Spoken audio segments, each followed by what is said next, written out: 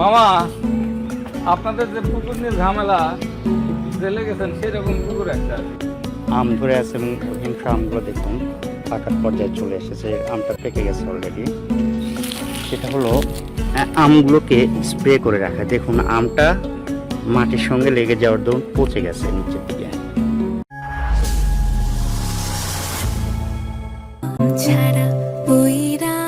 রাজশাহী গুদাগাড়ির মূল রাস্তা থেকে আপনাদের সবাইকে জানাচ্ছি আন্তরিক শুভেচ্ছা ও ভালোবাসা।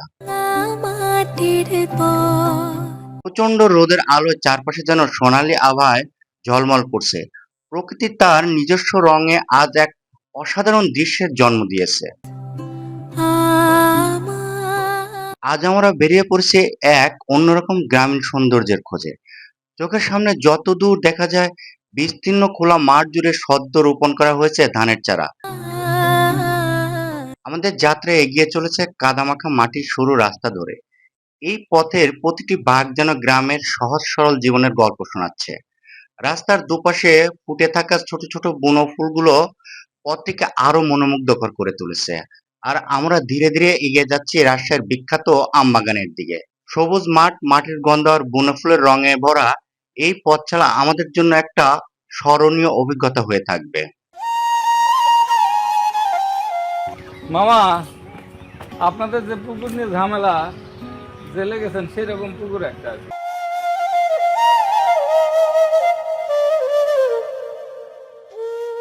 অনেকটা পথ হেঁটে আমরা এই বাগানে পৌঁছেছি। বেশ অনেকটা পথ, প্রায় 1.5 থেকে 2 কিলো পথ আমরা হেঁটে এসেছি। এখানে যে গাছগুলো লাগানো হয়েছে সেগুলো বয়স মাত্র 4 বছর। অর্থাৎ যাদের বাগান ইসমাইল ভাইয়ের, তারা এই জায়গাটা 15 বছরের জন্য লিজ নিয়েছে। এখানে নাকি এ ধরনেরই সিস্টেমে বাগানগুলো করা হয় এবং এভাবেই ব্যবসাগুলো চলে।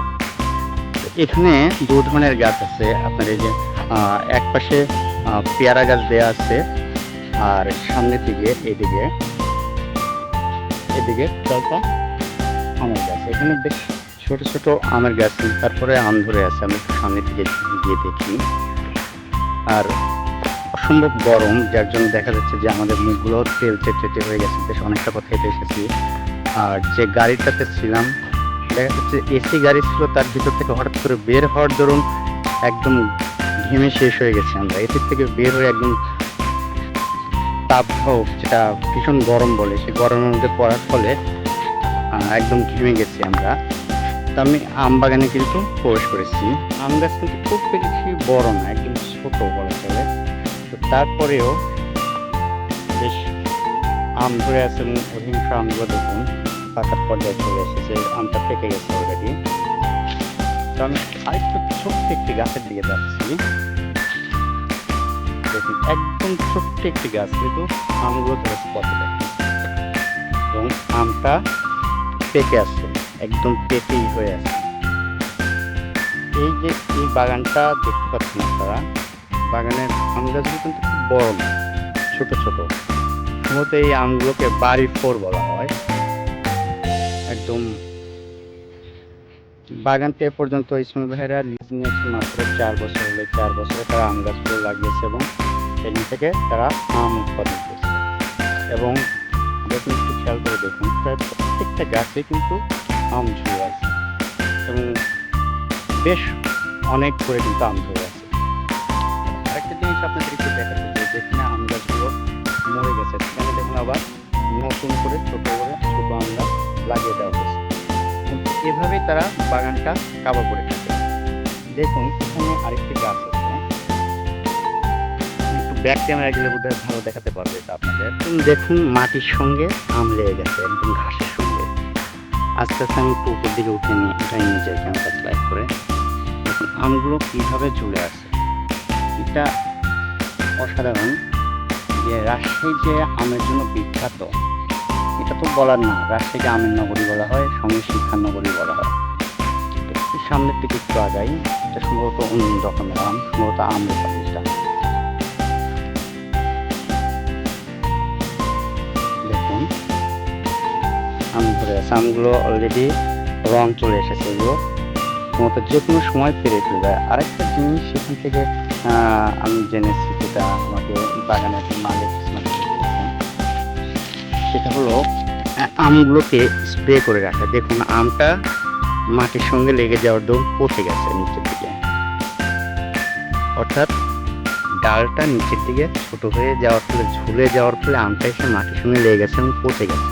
এই আমটাও মতো পছন্দ হয়ে গেছে। দেখুন ছোট ছোট গাছে প্রচুর আম ধরে আছে, যাতা অবস্থা। তারপরে আমি এখানে প্রাকৃতিক সেই জন্য দেখুন সরি বেশ অনেক বড় আম, সম্ভবত পাখি খেয়ে ফেলেছে এবং এর ভিতরে পোকা লেগে গেছে।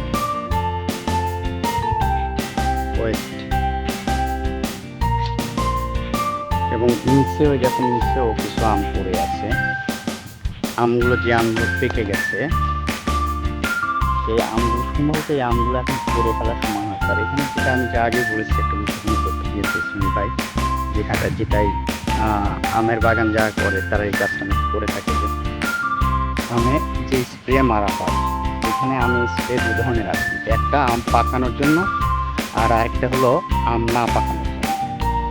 এই আমটা নাকি যত দেরিতে পারা যায় তত বেশি দামটা বেশি পাওয়া যায়, অর্থাৎ যখন তার সিজনটা শেষ হয়ে যায় আমের, এই পর্যায়ে এসে কিন্তু এই আমের দামটা বেড়ে যায়। এই আমগুলো না পাকানোর জন্য স্প্রে করা হয় শুধু এই কারণে।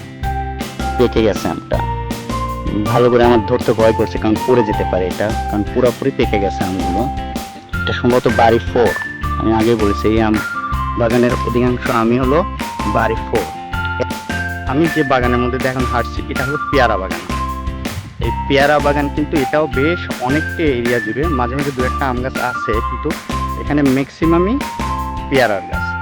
এবং এখানে পেয়ারাগুলো কিছু কলে আসছে আর দু চারটা গাছ একটু বড় বড় হয়েছে, সেটা আমি ব্যাক ক্যামেরা দিলে আপনারা দেখতে পারবেন। অনেকগুলো বেশ অনেকটা এরিয়া জুড়ে পেয়ারা গাছটা, পেয়ারা বাগানটা তৈরি করা হয়েছে।